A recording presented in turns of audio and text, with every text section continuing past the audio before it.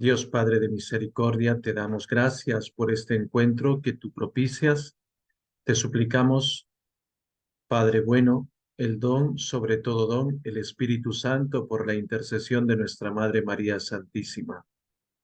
Te pedimos que este don santifique nuestras palabras, nuestras emociones, sentimientos, todos nuestros pensamientos y los consagramos a Jesús por manos de María. Y decimos juntos, Dios te salve María, llena eres de gracia, el Señor es contigo, bendita tú eres entre todas las mujeres, y bendito es el fruto de tu vientre, Jesús. Santa María, Madre de Dios, ruega por nosotros pecadores, ahora y en la hora de nuestra muerte. Amén. Te pedimos, Padre, que el don de tu gracia santifique esta transmisión, estos equipos, todas las personas que estamos aquí conectadas, para que seamos servidores de la luz, del bien y de la verdad. En el nombre del Padre, y del Hijo, y del Espíritu Santo. Amén. Bueno, pues muy buenas tardes, bienvenidos. Bueno, buenas tardes para los que estamos aquí en Perú. Para todos los demás, muchos saludos, muchas bendiciones. Eh, la vez anterior hemos comenzado ya el curso. Estamos en la primera parte que versa sobre las claves para el discernimiento espiritual, ¿no? También se les ha compartido un PDF en el grupo de WhatsApp donde está todo el programa del curso, ¿no? Estamos en la primera parte, claves para el discernimiento espiritual. La vez pasada hemos visto estos temas. ¿Por qué es necesario discernir? Los criterios básicos de discernimiento, hemos visto unos criterios fundamentales, ¿no? Son como los criterios marco de todo el discernimiento espiritual. También hemos hablado acerca de la objetividad y subjetividad en el discernimiento espiritual. Ahora nosotros vamos a pasar al punto 4 de esta primera parte, que son los referentes concretos para discernir. Referentes concretos. A ver, un poquito retomando algunas ideas que hemos expresado. Discernir es necesario porque necesitamos conocer la voluntad de Dios. No es tan sencillo ni fácil a veces conocer la voluntad de Dios. Eh, ¿Por qué no es a veces tan sencillo? Porque lamentablemente nosotros los seres humanos nos movemos en un mundo lleno de claroscuros espirituales, morales, humanos. Y además las realidades espirituales no son evidentes. Muchas veces son tan profundas que necesitamos distinguirlas con mucha paciencia. Y nos podemos confundir. De hecho, un poquito más adelante lo vamos a ver, hay algunos factores de confusión en el discernimiento espiritual. Y ahora queremos ver unos referentes para discernir. Hay 5 referentes para discernir, referentes concretos, objetivos, ¿no? Que no dependen de la opinión personal, sino que están allí, pues, por la misericordia de Dios para ayudarnos a crecer en el conocimiento de su voluntad, ¿no? Entonces, estos referentes es necesario que los tengamos en cuenta. El primer referente es la palabra de Dios, la palabra de Dios, lo que nosotros comúnmente llamamos la Biblia, que diríamos es mejor llamarla Sagrada Escritura, ¿no? Sagrada Escritura. La palabra de Dios o Sagrada Escritura es la revelación objetiva de Dios. Es la revelación objetiva, es decir, si tú te preguntas, ¿no? Yendo a esas preguntas tan sabias del catecismo básico, ¿no? ¿En dónde puedo encontrar la revelación de Dios? Respuesta, en la Sagrada Escritura. Así de cajón, ¿no? En la Sagrada Escritura está la revelación objetiva de parte de Dios. La palabra de Dios, la Sagrada Escritura, es la revelación objetiva de Dios Todopoderoso. Ahora, frente a la palabra, nosotros podemos rechazarla y con esto nos cerramos al camino de la salvación, o la aceptamos y acogemos a Jesucristo como Señor. Recuerdo que hace mucho tiempo estaba conversando con una adolescente que, bueno, que tenía ideas un poco extrañas, ¿no? Y es normal, ¿no? A veces tienen confusión los chicos. Y entonces llegamos a un punto en el cual le dije, pero ¿tú crees en que la Sagrada Escritura es la palabra de Dios? Se quedó pensativa, ¿no? Como con un gesto de, no me convence.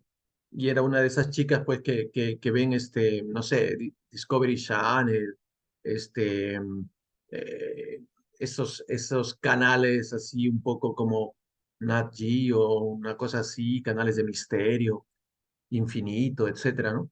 Y entonces, claro, esa chiquilla creía mucho más en esas cosas, en esos informes, supuestamente en esos documentales, ¿no?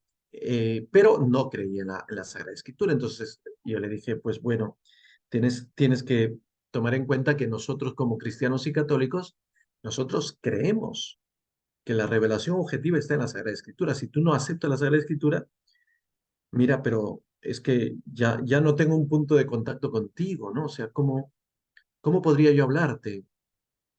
Es necesario que te abras a la revelación objetiva de Dios. Si nos cerramos, nos estamos cerrando a la salvación propiamente, ¿no? O sea, yo creo más en un documental de un canal X que en la Sagrada Escritura. Bueno, permíteme decirte que ya te has descaminado, ¿no? Te has descaminado, ¿no? O creo más en un libro de metafísica de no sé quién, ¿no? Bueno,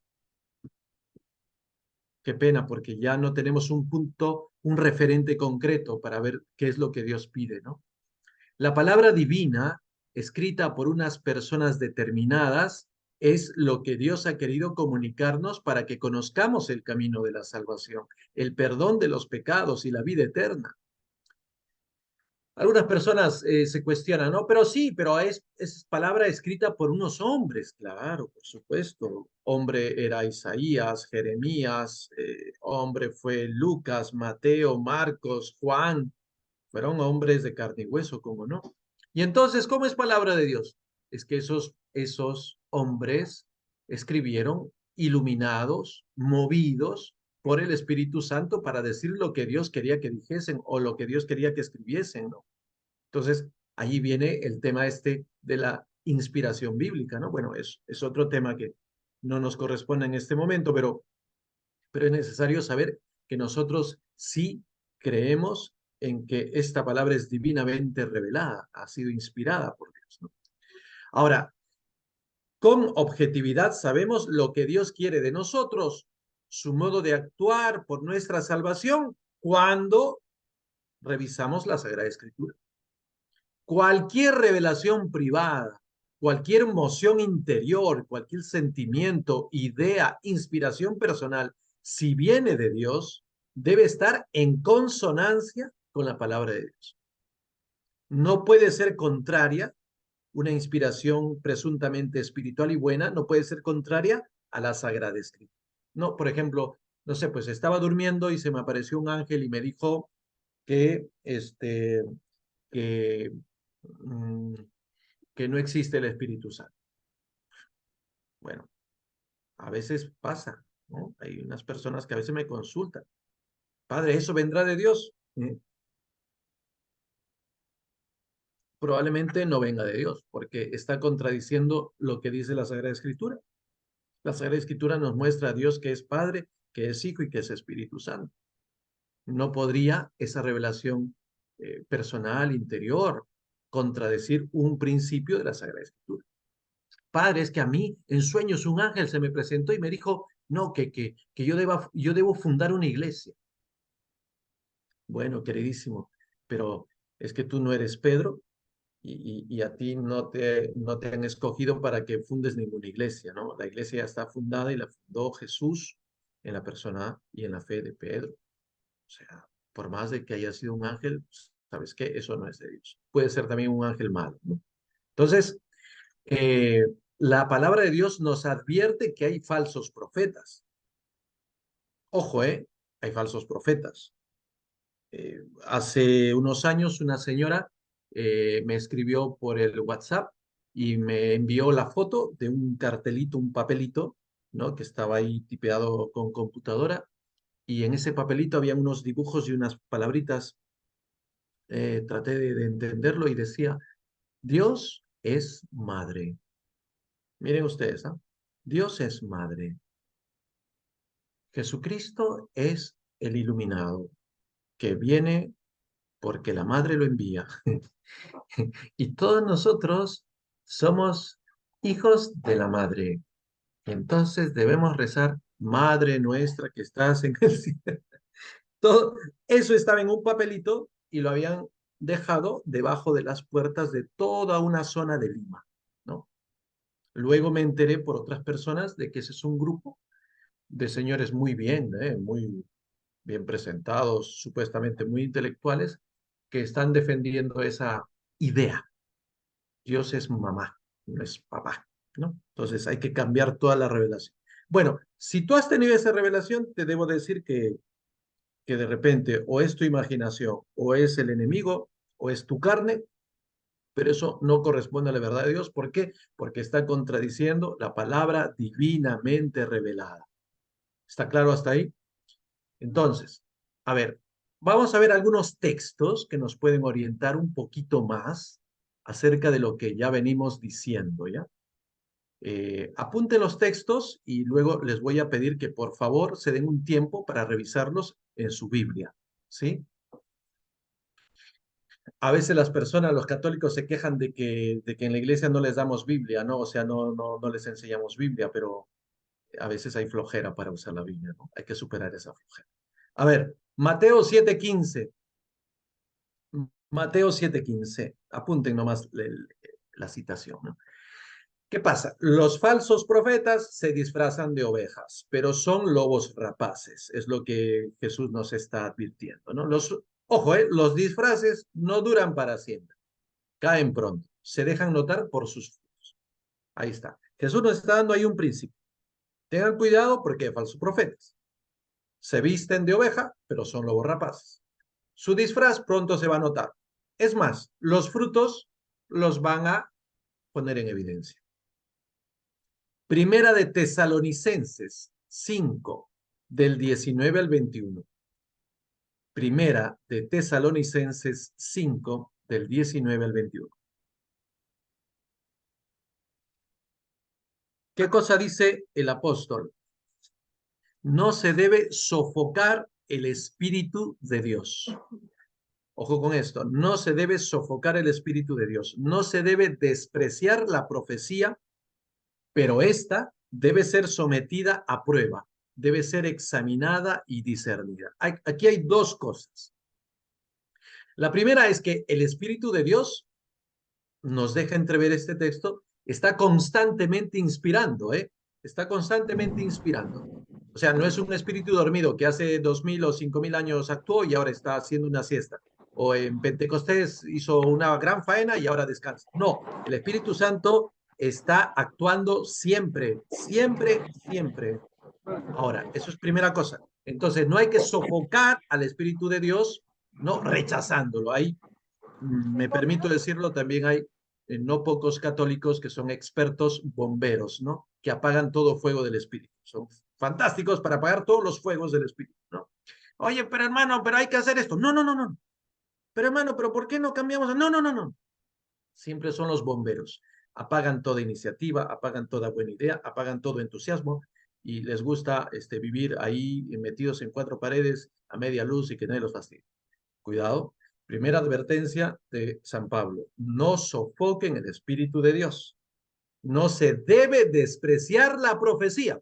Para a muchos que hemos sido sobre todo formados de un modo muy positivista, la palabra profecía suena como a, no sé, pues a película de misterio, ¿no? A Damian, ¿no? ¿Se acuerdan de esa película setentera? Que luego fue toda una serie de películas, ¿no? Eh, la profecía, wow, o sea, es cosas así medio, un thriller así medio feo, ¿no? Cuidado. La profecía es una realidad del Espíritu Santo y no podemos nosotros, sobre pretexto de ser súper, hiper ortodoxos, despreciar la profecía, porque la profecía viene de Dios, ¿no? O sea, Dios está hablando constantemente y está diciendo profecías. Está enviando a sus amigos para que comuniquen profecías. Luego podríamos entender mejor el concepto de profecía, ¿cómo no? Pero eso es una clave que nos está dando este texto. Y en tercer lugar, ahora, esta profecía o esta supuesta profecía debe ser sometida a prueba, dice San Pablo. Hay que someterla a prueba. ¿Y cómo se somete a prueba una profecía? Una, un criterio así muy sencillo que no lo digo porque yo lo haya descubierto, sino porque mis superiores a mí mismo me han sometido a esa prueba y les agradezco tanto. ¿Cuál es la prueba? Obediencia. Ajá, tú tienes una muy buena idea. Uy, qué linda idea. Uy, tu idea parece de Dios. Wow. Ahora obedece. Obedece. Si esa persona no es capaz de obedecer, aunque tenga una moción del Espíritu Santo grande, grande como una catedral, entonces esa profecía se desmerece. La persona debe saber obedecer a quien le guía.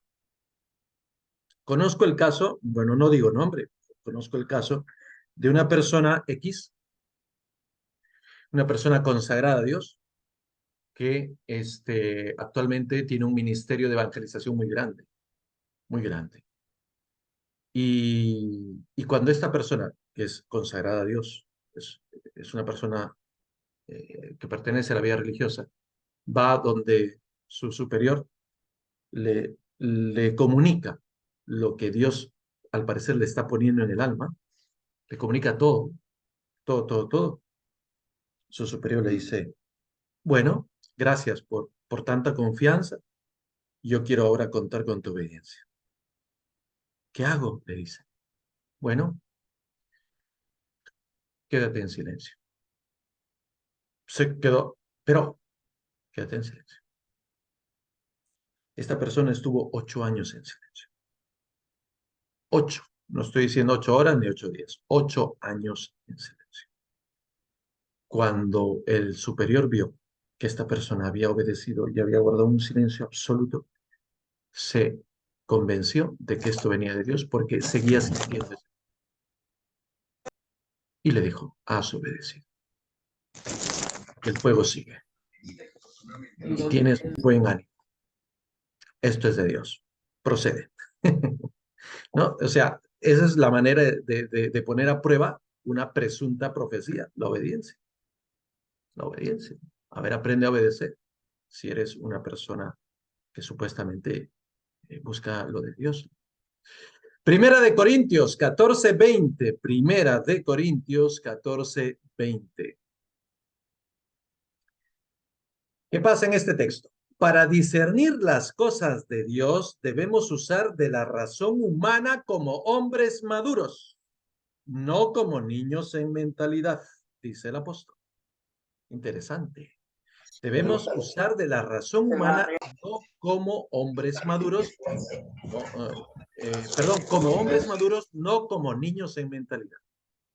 Y debemos a la vez conservar la inocencia y la pureza de los niños. Unir entonces sana razón y corazón. Ajá, esto es una clave muy interesante, ¿no? O sea, para discernir, yo tengo que usar mi razón, pero a la vez debo unir a esa razón mi corazón puro. Es lo que el apóstol dice, cuando afirma, no sean niños en mentalidad. O sea, razonen. Y por otro lado dice, pero sean niños en malicia. O sea, no tengan malicia. O sea, razón y corazón puro. Las dos cosas. Eso ayuda al discernir. O sea, discernir no es cierro mis ojos y a ver, oh Señor, habla. No, discernir es voy a abrir mi cerebro, voy a ver qué puedo pensar. A ver, esto es congruente, esto es razonable, esto es objetivo, esto a qué me lleva. Tengo que hacer un ejercicio de reflexión, de análisis. Claro, esa es mi razón. Pero por otro lado, debo tener un corazón de niño, un corazón puro. No debo meter una intención doble, por ejemplo, porque eso sería impureza. Interesante esto. Primera de Juan 4 del 1 al 3. Primera de Juan 4 del 1 al 3. Dice el apóstol, no debemos fiarnos de cualquier espíritu, sino que debemos examinarlos. Estar atentos a los falsos profetas guiados por el espíritu del mundo. El espíritu de Dios reconoce a Jesucristo venido en carne. Juan también tiene la experiencia de los falsos profetas, ¿no? Juan, el apóstol, él es uno de los primeros que enfrenta a los herejes gnósticos. Los herejes gnósticos son anteriores a la predicación incluso de los apóstoles, ¿no? Porque el gnosticismo es un fenómeno intelectual que viene, hunde sus raíces en Mesopotamia, en Babilonia. ¡Ay, esos codos! Pueden confiar ahí. Bueno, entonces, Juan experimenta a los primeros gnósticos que se han metido como cristianos. Y entonces a ellos se dirige esta denuncia de la falsa profecía. Pero dice una cosa interesante. Los falsos profetas son guiados por el espíritu del mundo, que es distinto del espíritu de Dios. Ajá, aquí tenemos ya dos cosas. Hay espíritu del mundo y espíritu de Dios. Hay espíritu que es malo porque tiene los parámetros del mundo y hay espíritu de Dios que es bueno porque tiene los parámetros de la vida eterna. Y también nos invita a examinar, ¿no? A examinar, dice, todo espíritu, cualquier espíritu. Aquí espíritu con minúscula, ¿no? O sea, examinar cualquier espíritu quiere decir examinar toda idea, toda moción, toda iniciativa que surge en nuestro interior. A eso le llama espíritu, con minúscula. Pero luego viene el espíritu con mayúscula, que es el Espíritu Santo, ¿ya? Por si acaso. San Ignacio de Loyola también habla del discernimiento de los espíritus. No se está refiriendo al espiritismo, por si acaso. Está refiriéndose a espíritus con las ideas, mociones, pensamientos, iniciativas que surgen en el corazón. A eso San Ignacio le llama espíritus. ¿Ya? Puede ser un espíritu bueno, puede ser un espíritu malo, etcétera. ¿Ya? Bien. Ahora, el Espíritu de Dios dice, o sea, las cosas que son buenas, movidas por el Espíritu Santo, dan un fruto que es muy visible. ¿Cuál es? Reconocen a Jesucristo venido en carne. Esto es interesante. Reconocen a Jesucristo venido en carne. Pero ¿por qué Juan subraya esto? ¿No? De repente nosotros no acabamos de entender esta situación. ¿Qué es esto de Jesucristo venido en carne? Lo que pasa es que los herejes gnósticos, ellos dicen que Jesucristo sí ha existido, es el Salvador, pero él, por ejemplo, no tenía un verdadero cuerpo ni una verdadera humanidad. Él era una apariencia de humano. Era algo así como un espíritu con forma de humano, ¿ya? Y por eso él mismo no fue crucificado y tampoco resucitó, porque fue una especie de apariencia. Eso se llama gnosticismo, ¿no? Entonces, las personas que desprecian lo humano de Jesús, sobre pretexto de que son muy espirituales, ya huelen a gnósticos. Entonces, Juan dice, cuidado, el verdadero espíritu reconoce a Jesucristo venido en carne. Es decir, tenía una auténtica humanidad que le dio la Virgen. El verbo se hizo carne, ¿no? Bien. Y finalmente, Efesios 5 del 8 al 10. Efesios 5 del 8 al 10. El apóstol nos invita a examinar qué cosa agrada a Dios y no solo lo que nos agrada a nosotros mismos. Esto es interesante, ¿no? Porque a veces cuando nosotros queremos tomar una decisión, queremos caminar por las vías de Dios, muchas veces nos quedamos en un análisis muy humano, ¿no? Ah, he decidido ser catequista. Uy, qué bien, qué bueno, qué bien. Es una cosa buena ser catequista, ¿eh? Aquí seguramente hay algunos catequistas o varios. Está bien. ¿Y por qué, ah? ¿Por qué? ¿Qué te mueve? Me gusta enseñar. ¿Ya? ¿Y qué más? Mm, los niños son lindos, yo amo a los niños. Está bien, chévere. ¿Y qué más? Me gusta cantar. Uy, las canciones son bonitas en la catequesis. ¿Ya? ¿Y qué más? Tengo tiempo. Uy, qué bueno, realmente. ¿Y qué más? Eh, el párroco me cae bien, ¿ah? Me cae bien. Ah, mira, qué bueno. Ya, hasta ahí, en todos los porqués, me has dicho, ¿no? Lo que te agrada a ti. ¿No me has dicho si has examinado si le agrada a Dios? No sé si me entienden el ejemplo, ¿no? Quizás es un ejemplo muy chusco, pero es así. A veces nosotros nos detenemos a examinar las cosas desde nuestro punto de vista. O sea, me gusta, me agrada, me siento bien, tengo aptitudes, sé cantar, sé tocar, sé enseñar, me gusta estar con los niños. Uy, qué chévere. Ah, seguramente voluntad de Dios. Un momento, ¿eh? Tranquilo. Puede ser que tengas todas esas aptitudes, todas esas facilidades, todo ese aspecto subjetivo que te gusta, pero ahora quédate quieto, ahora anda a la oración y tú pregúntale a Jesús, Jesús, ¿te gustaría que yo enseñe el catequesis? Ahora, no seas tramposo tampoco, ¿no?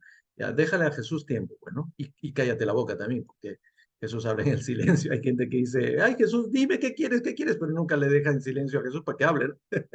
Entonces, claro, el discernimiento viene ahí. Yo voy a Jesús y yo le digo, ¿te agrada? ¿Te agrada? ¿Tú quieres eso de mí? Un poco más adelante vamos a ver la figura del director espiritual.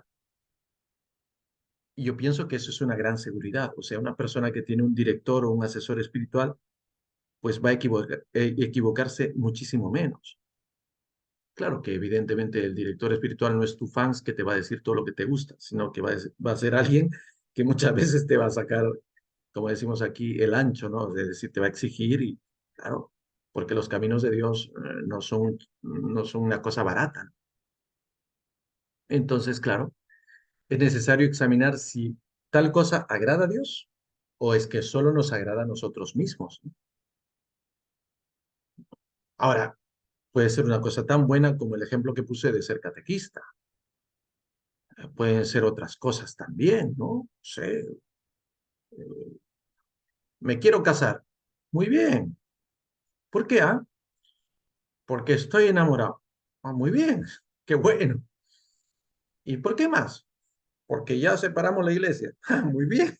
Qué bueno. ¿Y por qué más? Porque siempre quise usar mi terno negro. Ah, muy bien. Excelente. Qué bueno que tengas ahí la ropa ya adecuada, ¿no? ¿Y qué más? Porque porque siempre he soñado con una boda. Ah, excelente, muy bien. Qué bueno, ¿no? Porque hay gente que no sueña nada de eso. Ah, ya, muy bien.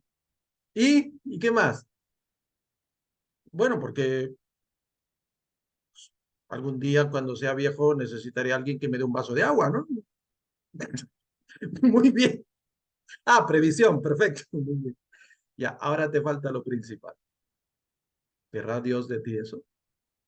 No, pero es que yo lo siento. Ya, está bien, me has dicho lo que has sentido. Sientes esto, te gusta esto. Ya, perfecto, me has dado tu parecer. Está muy bien, no, tampoco lo voy a despreciar, ¿no? Es tu percepción. Pero lo que yo te digo es, ¿le has preguntado a Jesús que eso es su voluntad? Si eso es su voluntad, ¿le has preguntado? Ah, no, pero es que como ya me inscribí en la parroquia y el padre me aceptó y ya me hizo la entrevista, entonces supongo yo que será la voluntad de Dios. No necesariamente, ¿eh? Cuidado que ahí hay mucho engaño. No, es que yo justo estaba caminando y dije, ¿con quién me caso? Y vi a una chica y me vio a mí y nos sonreímos. Ah, mira. Entonces ya, entonces yo le interpreté que eso era la voluntad. Bueno. Primero hay que preguntar a Dios. ¿Te agrada? ¿Es lo que quieres para mí? ¿Eso es tu voluntad para mí? ¿Así te puedo glorificar? O sea, ese es el camino correcto. Ese es el camino adecuado, ¿no? Bien, hemos visto entonces el primer referente, ¿no? Que es la palabra de Dios. Ahora vamos al segundo. ¿Se cansaron? No, no. Bueno, y aún si se cansaron, hay que seguir. El segundo referente concreto de discernimiento, la doctrina de la iglesia. La doctrina de la iglesia. Hemos visto la palabra de Dios. La palabra de Dios no engaña. Es un referente para todos los bautizados. El segundo referente para todos es la doctrina de la iglesia. A ver, vamos un poquito explicando y desmenuzando, ¿no? La iglesia fue fundada por Jesucristo. Ojo, fue fundada por Jesucristo para continuar la misión del Señor y extender la gracia salvadora en todas las naciones. La iglesia fundamenta su fe en la confesión de San Pedro. O sea, cuando el momento aquel, ¿no? Que Pedro dice, movido por Dios, tú eres el Mesías, el Hijo de Dios vivo. Ese es el fundamento de la fe cristiana y católica. Mateo 16, 16. Apréndanse eso. Mateo 16, 16. Tú eres el Mesías, el Hijo de Dios vivo. Esa es la confesión de fe de San Pedro. Ya. La iglesia está basada en esa confesión de fe. Pedro recibe de Jesús una autoridad tal para poder facilitar o denegar el acceso a la salvación. Esas son las famosas llaves que Jesús le entrega a Pedro, ¿no? Yo te doy las llaves del reino. O sea, tú con esas llaves puedes abrir o puedes cerrar. Tú facilitas o vas a denegar el acceso de la salvación. ¿Eso qué cosa quiere decir en concreto? Quiere decir que Pedro y sus sucesores tienen una facultad, ojo con esto, facultad para establecer qué condiciones debemos cumplir para salvarnos. Eso es facultad de Pedro. Entonces, hay unas condiciones para que nosotros nos salvemos. No, Diosito es bueno y todos. No, un momento, pero hay unas condiciones. Hay unas condiciones. Entonces, estas condiciones que establece la iglesia con la autoridad que Dios le ha dado en la persona de Pedro, pues son allí la enseñanza moral. O sea, tú como católico debes asumir la enseñanza moral de la iglesia. Segundo, la enseñanza espiritual, ¿no? Que, por ejemplo, nos viene por medio de los santos, de los doctores de la iglesia, de los místicos. Primero, entonces, enseñanza moral, enseñanza espiritual y enseñanza litúrgica, ¿no?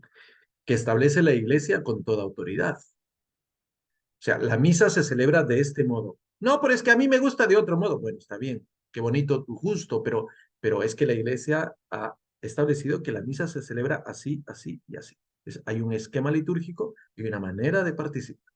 La iglesia con su autoridad lo establece. Ya está. No, pero es que ayer en la noche se me apareció San no sé qué y me dijo, pues mira, ahí vas a decirle a tu párroco que va a tener que poner en las lecturas 4 lecturas y 3 salmos y además 2 evangelios, ¿no? Y que no haga homilía, por favor, que ya aburre. Tú le vas a decir, estoy exagerando, ¿no? Le vas a decir a San Porondongo que contigo no es, y que chao, y que tú eres católico, ¿ya? Así que tranquilo porque tú asumes la enseñanza de la doctrina de la iglesia, ¿no? Ahora, esta enseñanza eclesial está compendiada en un libro que es el Catecismo de la Iglesia Católica. Es importante el conocimiento del Catecismo de la Iglesia Católica, ¿ya? O sea, no es en la doctrina del fulanito, del menganito, del predicador aquí o del teólogo aquí, no, nada. Es el Catecismo de la Iglesia Católica. Allí está, de alguna manera, compendiada la doctrina eclesial. Y es bonito, ¿ah? Es bastante denso, sí, pero tiene mucha miga el catecismo de la Iglesia Católica, ¿no? Esta doctrina compendiada en el catecismo de la Iglesia Católica ya se dejaba ver en los escritos de los primeros padres de la Iglesia. Este es otro aspecto importante de la doctrina católica. Nosotros, a diferencia de los protestantes, no solo, ojo con esto, no solo creemos en la Sagrada Escritura, lo que hemos visto, el primer referente, no solo, sino que además nosotros tomamos como referente obligado lo que se llama la tradición de la Iglesia. La tradición de la Iglesia abarca la enseñanza de los padres de los primeros siglos, así se llaman los padres de la Iglesia, entre ellos hay los padres apologistas, los padres del desierto, etcétera, ¿no? Los padres apostólicos, etcétera. Hay unas digamos, clasificaciones. Pero en resumen son los padres de la Iglesia, que vivieron sobre todo los primeros 5 siglos de la era cristiana. Nosotros, como católicos, acogemos la Sagrada Escritura, pero también la tradición que está expresada en la enseñanza de los padres de la Iglesia, sobre todo en ellos. ¿Y por qué los padres de la Iglesia? ¿Por qué? Explico un poquito. Porque los padres de la Iglesia testimonian por medio de sus escritos cómo es que los cristianos de la primera hora entendieron la Sagrada Escritura. ¿Me entiendes? O sea, cuando alguien, por ejemplo, viene ahora y me cita un texto bíblico y le hace decir al texto lo que buenamente le da la gana, yo debo parar mis antenas y decir, oye, pero eso es lo que la iglesia ha creído desde el principio. Ay, no, no, no, pero es que yo estoy movido por el Espíritu y está bien, de repente, no sé qué cosa te moverá a ti, pero esto que me acabas de decir, conforme a ese texto, esto está atestiguado por los padres de la iglesia. Es importante ese referente, ¿por qué? Porque de lo contrario, nosotros con la Biblia haríamos lo que quisiéramos. Y en verdad eso es lo que hacen los protestantes, ¿no? Le hacen decir a la Biblia lo que muchas veces ni siquiera quiso decir.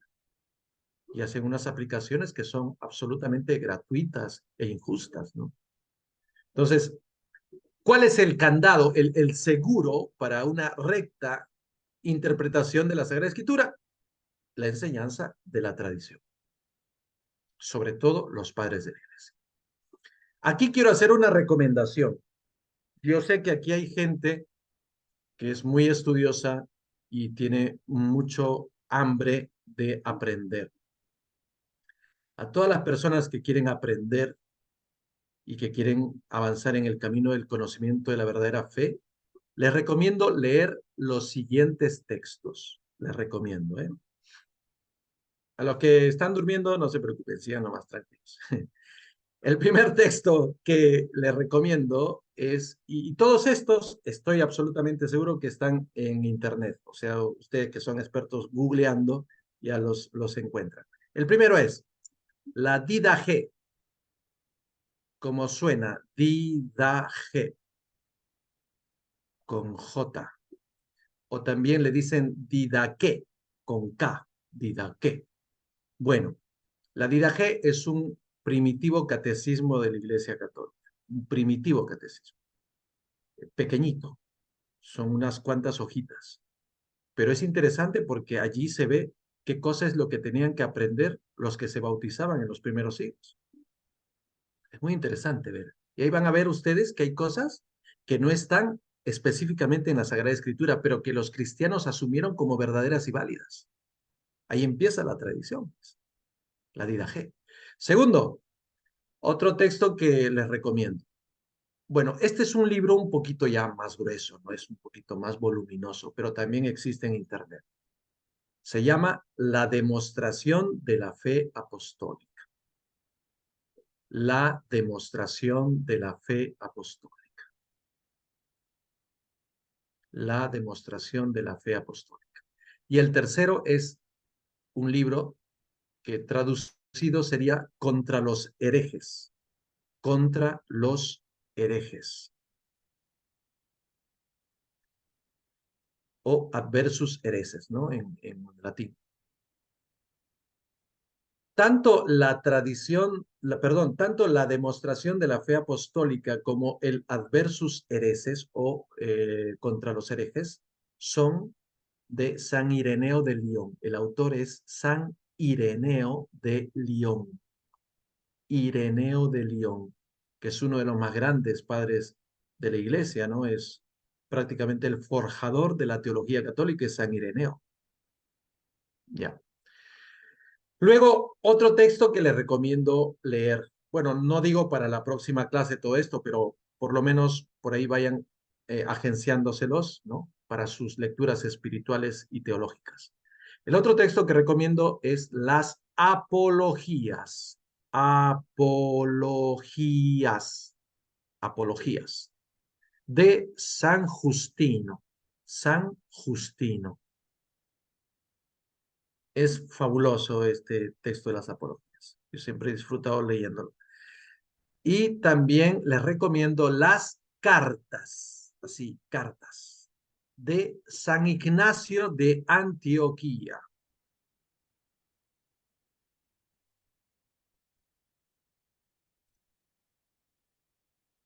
De San Ignacio de Antioquía. No es el de Loyola, este es de Antioquía, es uno de los primeros siglos. Y finalmente, les recomiendo leer, este es un texto más chiquito, la Carta a Diogneto. Diogneto, con G, Diogneto. Es de un autor anónimo. Me parece que es del primero o segundo siglo. ¿Ya? A ver, estos textos, por supuesto, no son los únicos. Los padres de la iglesia son, Dios mío, si son 1500 libros, creo que es poco, ¿eh? O sea, es una biblioteca auténtica, los padres de la iglesia, es un mundo, ¿no? Pero estos libritos o estas publicaciones considero yo que son básicas, ¿no? Ahora, si ustedes se enamoran de los padres de la iglesia y si quieren seguir leyendo, amén, sigan para adelante, pero estos considero que son, diríamos, básicos para conocer cómo era el pensamiento de los primeros cristianos. Entonces, la Iglesia Católica tiene un modo específico de entender la Sagrada Escritura, de vivir los mandamientos de Dios. Ese modo específico se llama tradición, ¿ya?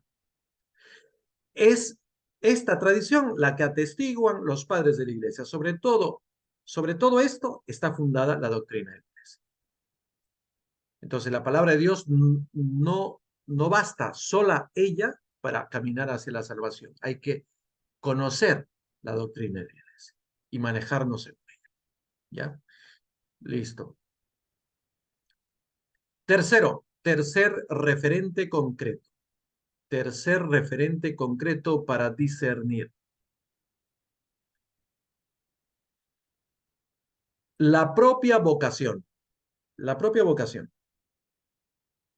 Me explico. En la Iglesia Católica hay tres vocaciones fundamentales. Espero que ya lo sepan y si no, lo van a saber ahora. En la Iglesia Católica hay tres vocaciones fundamentales. ¿Cuáles son? La vocación a la vida clerical, ¿no? Es la propia de los clérigos, entre paréntesis, el Papa, los obispos, los presbíteros y los diáconos. Esos son los clérigos. Vocación clerical. Segunda vocación, vocación a la vida consagrada. Vocación a la vida consagrada. Allí están todos los varones y mujeres que forman parte de órdenes, congregaciones y comunidades religiosas, de vida activa, de vida monástica. Todos ellos forman la vocación a la vida consagrada, son los consagrados a Dios. Distinto de la vida clerical, por si acaso, distinto de los clérigos. Y tercero, la vocación a la vida laical, ¿no? De la que forman parte, creo yo, la mayoría o todos ustedes, ¿no? O sea, los laicos, casados, solteros, eh, etcétera, que ofrecen pues su testimonio de fe al mundo, ¿ya? Esas son las tres vocaciones en la iglesia. Cada una de estas vocaciones tiene una finalidad y unas exigencias propias. Cuando una persona se detiene a discernir algo en su vida, tiene que tener en cuenta su propia vocación dentro de la iglesia, las exigencias de su propia vocación. Por ejemplo, me van a ofrecer un trabajo. Yo soy un laico, ¿no? Y en el trabajo que me están ofreciendo, me pagan muy bien, por supuesto, pero me han dicho una cosa. ¿Sabes qué? Aquí nosotros nos manejamos con un esquema distinto al de los peruanos. Nosotros no paramos los domingos, no paramos ni en Semana Santa, ni en Navidad, ni en ninguna fiesta que ustedes establecen, porque somos una empresa extranjera, nosotros trabajamos siempre, ¿ya? Y de tanto en tanto te viene tu día libre, y nosotros decidimos cuándo te viene tu día libre. Ya está.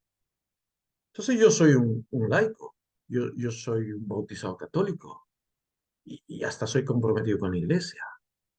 Entonces yo me pongo a pensar, eso es lo que debería hacer, ¿no? El trabajo está bueno, me pagan muy bien, pero me dicen que con ellos off, nada de Semana Santa, nada, Viernes Santo, normal, nosotros tenemos que producir. Ajá. Y nosotros te damos tu descanso cuando cae. Ujú. Ah, y disponibilidad total, 24 horas, ¿eh? 24/7. Te damos un teléfono y cuando te necesitamos te llamamos y tú tienes que estar disponible. Oh, pero yo soy católico, tengo que ir a la misa, tengo que rezar y tengo además una familia, tengo una esposa y unos hijos. Ah, no, ese será tu problema, hermano. Aquí disponibilidad total porque el trabajo chamba es chamba, quieres o no quieres. ¿Qué cosa debes decir tú como cristiano católico? ¿Cuál es la exigencia de tu vocación? ¿No era tu vocación dar testimonio de la fe en el mundo? Ah, y por si acaso, en nuestra empresa no se debe hablar del tema de la fe, no se te ocurra poner ningún signo religioso. Nosotros no vamos con eso y nosotros nos manejamos según los objetivos de desarrollo sostenible. Entiende el que pueda. Ajá. Oye, pero me pagan bien, ¿ah? Me pagan 3 veces más que en el trabajo anterior. ¿Será la voluntad de Dios? Yo creo que sí, ¿ah? Porque lo he conseguido ya casi.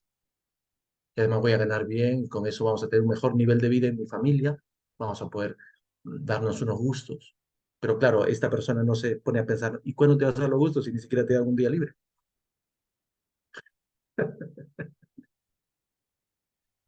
¿Cuál es tu vocación? Tu vocación no era vivir el evangelio en el mundo. Tu vocación no era dar testimonio de la fe. Y en esa empresa no te van a permitir ni decir Padre Nuestro. No puedes llevar una cruz, no puedes faltar por Semana Santa, nada. Tu familia sacrificada porque no te van a ver. Tus hijos cómo crecerán. No, pero les voy a llevar buena plata, ¿eh? Vamos a cambiar de calidad de vida, ¿no? Mejoramos la casa, compramos un carro. Ah, está bien. ¿Y tu vocación? Entonces, uno ahí discierne, ¿no? De verdad, ¿esto le agrada a Dios?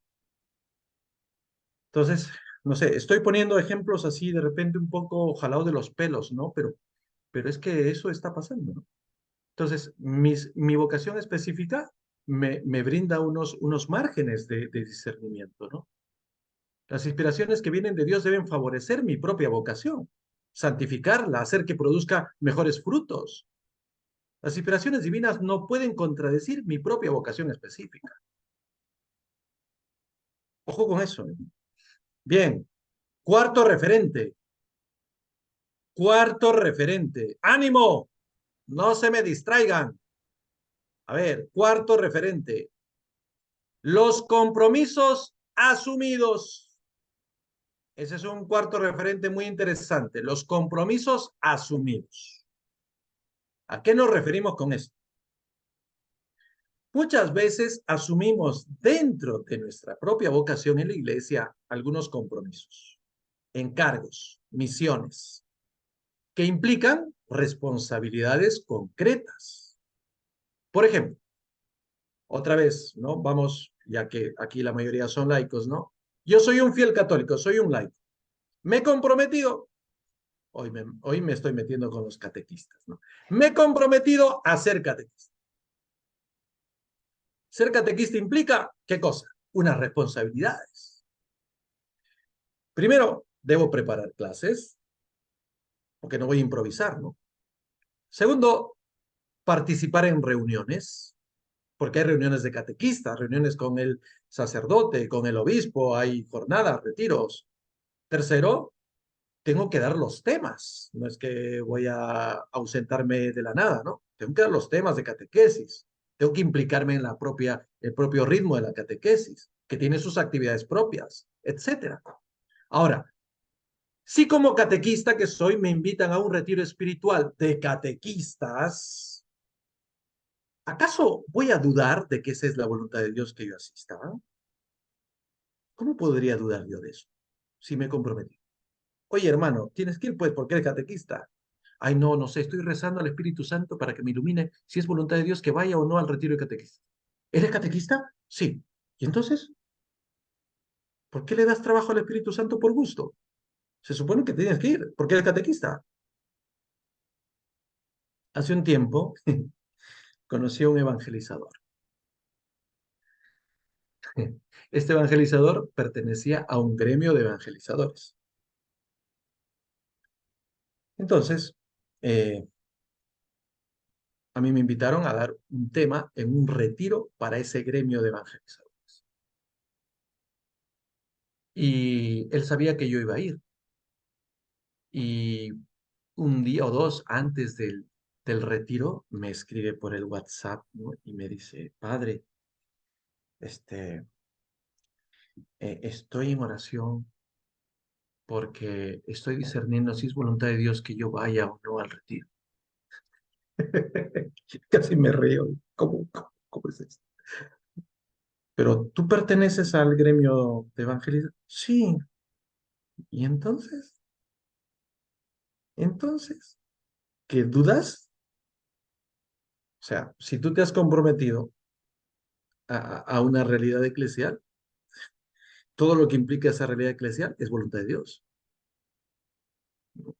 Si yo soy parte de una comunidad de oración, ¿voy a tener necesidad de plantearme si es o no voluntad de Dios que yo participe de un encuentro al que esa comunidad me está llamando? Nuestros compromisos marcan para nosotros un peculiar camino de voluntad de Dios.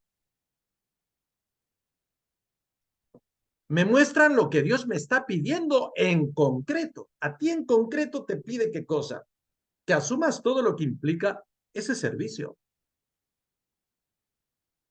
sea, no puedes decir, no, es que no es voluntad, no sé, es que quiero saber si será o no voluntad, es que ya te has comprometido a ese servicio, todo eso implica la voluntad de Dios para ti. No puedo cuestionar ni despreciar lo que Dios me está mostrando ya. Soy de la Legión de María y mañana hay un encuentro de la Legión. Estoy rezando para ver si será voluntad de Dios que vaya o no vaya. Oye, pero si eres de la Legión de María, tienes que ir al encuentro porque eres de la Legión de María. No tendrías por qué cuestionarte, ¿no? Me parece muy evidente, ¿no? Y el quinto referente para discernir, el quinto referente para discernir, es el silencio y la soledad con Dios. Silencio y soledad con Dios. Tanto el silencio como la soledad ayudan a ver claro. Sí, ayudan a ver claro. En el bullicio y en la agitación hay mucho riesgo de tomar decisiones equivocadas. El silencio nos obliga a reflexionar, a mirar con calma las cosas. El engaño viene del bullicio y se camufla en la cascada de ruidos, voces, músicas. La soledad, cuando es acercamiento a Dios, se vuelve luminosa. Nos permite identificar mejor las cosas, distinguirlas. En el silencio y la soledad captamos mejor las cosas de Dios. Un gran sacerdote, pues ya fallecido, que en paz descanse, creo que muchos aquí lo habrán conocido por lo menos de modo indirecto por sus libros. Me refiero al padre Ignacio Larrañaga, a quien tuve el gusto de conocer y con quien tuve un retiro espiritual excelente. Padre Ignacio Larrañaga decía que si tú salvas el silencio te salvará a ti. Si tú salvas, y lo aplicaba a esa famosa jornada de desierto que él proponía para tener una vez al mes, ¿no? Que se vive al final de los talleres de oración y vida. Él decía, pero si tú salvas ese día de silencio, ese día de silencio te va a salvar a ti, ¿no? O sea, ya de acuerdo, tu vida es muy agitada, tienes mucho trabajo, tienes muchas relaciones sociales, estás en mil cosas, tienes que atender muchas cosas, preocupaciones, etcétera. Es normal. Pero por lo menos un día al mes debe reservarte para escuchar a Dios y estar con Él. Y como decía nuestro queridísimo y recordado Padre Ignacio Mugiro, está con Dios, pues tener el valor de quedarnos con Dios sin defensas, sin defensas. Es decir, defensas le llamaba a cosas que a veces uno usa y para distraerse, ¿no? Estoy en silencio, pero estoy con, no sé, un aparato de comunicación, con la radio, no, sin defensas, sin defensas, sin defensas, sin defensas. Solo Dios y yo, solo Dios y yo. El silencio y la soledad nos piden honestidad, siempre. Nos piden honestidad. Quien quiere ser honesto debe aprender a guardar silencio y soledad con Dios. Las personas que no son suficientemente honestas van a tenerle mucho miedo al silencio, a la soledad, mucho miedo. A veces ese es nuestro problema. Tenemos miedo al silencio o tenemos miedo a la soledad. Yo pienso que cuando la soledad está poblada de Dios y cuando el silencio se hace oración, qué maravilla. Ese es el comienzo del paraíso. Quizá lo diga yo porque soy un monje, ¿no? Y me gusta. Pero pienso que toda persona, incluso esto le he escuchado a algún psicólogo, toda persona que tiene o que quiere comprobar que tiene una buena salud mental, lo que debe hacer es medir su capacidad para quedarse en silencio y soledad. Eso lo he escuchado por lo menos de un gran psicólogo y de un psiquiatra también, ¿no? Entonces, pues qué bueno, ¿no? O sea, el silencio y la soledad nos piden honestidad, sinceridad. Por ello son básicos para conocer los caminos de Dios. Entonces, se trata de tener el valor de reservarnos, como les decía, por lo menos o al máximo, perdón, al mínimo un día al mes, o por lo menos cada jornada reservarnos una media horita de silencio. Qué maravilla sería. Ojalá que fuera una hora, ¿no? Pero bueno, por lo menos media horita de silencio cada día.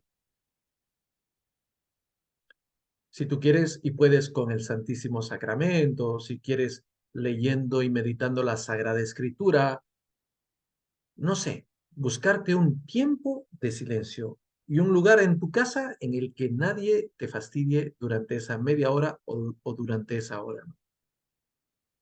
Para estar con Dios, ¿no? Para conocer sus caminos. Sin el silencio y la soledad, con Dios, nuestras decisiones y consejos pueden ser solamente el fruto de una prudencia humana, carnal, pero no del Espíritu. Quizá el problema mayor viene ahí, ¿no? Porque si no me he quedado con Dios honestamente, cuando yo dé mi opinión o dé mi consejo para alguien, probablemente me equivoquen. Porque lo que está hablando ahí es mi carne, no está hablando el Espíritu, está hablando mi carne. Qué importante es esto, ¿no? Incluso cuando uno se siente bombardeado por ciertas emociones fuertes, ¿no? A veces, bueno, de acuerdo a los temperamentos, uno no puede sentir cólera, ira, una cosa que te sube, que te va encendiendo en una cólera fea. ¿Qué necesitas ahí? Allí es donde más necesitas silencio. Cállate, muérdete la lengua, apártate, no digas tonterías. Allí necesitas silencio y soledad, ¿no? Estás confundido, estás eh, tentado a hacer cosas extrañas o feas. Allí más necesitas silencio y soledad, pero con Dios, con su palabra o con el Santísimo, o con las dos, con la palabra y el Santísimo. Si eso haces, probablemente te equivoques menos. Entonces, en conclusión, estos 5 referentes que hemos visto para el discernimiento funcionan, ojo, también entrelazados, complementarios entre sí. Por ejemplo, para discernir adecuadamente, yo debo ponerme en silencio y soledad, ya lo estamos diciendo, pero no para ver qué cosa me ocurre, sino para consultar, por ejemplo, la palabra de Dios. Ahí tengo la palabra. O para consultar la doctrina de la iglesia, según mi vocación específica, y pedir al Señor lo suficiente para saber qué cosa debo hacer ante esta situación. Es decir, estos referentes se piden uno al otro muchas veces. A veces tenemos que combinar silencio y soledad con palabra, que es lo más común. Silencio y soledad con doctrina. A veces tenemos que combinar mi propia vocación con el silencio y la soledad, eh, etcétera. Entonces, es importante que lo tengamos así en cuenta, ¿no? Bien, estos han sido pues los referentes concretos para discernir. Hasta aquí yo. Ahora pues hacemos un ratito de preguntas y respuestas.